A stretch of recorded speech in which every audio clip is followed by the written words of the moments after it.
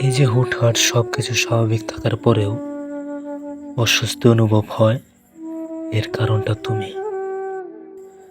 হাসতে হাসতে হাসির মাঝখানে হঠাৎ থেমে গিয়ে চুপ হয়ে যাওয়ার কারণটা তুমি।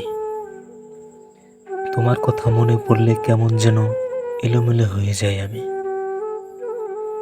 ভালো লাগে, এই ভালো লাগার মধ্যে আবার আচমকা শূন্যতা অনুভব করি। তোমার নাম শুনলে এখনো চলতি অবস্থায় দাঁড়িয়ে পড়ি। এই যে তোমাকে ঘিরে এত কিছু ঘটে, অথচ তুমি আমার জীবনের ছিটে ফোটাতেও নেই।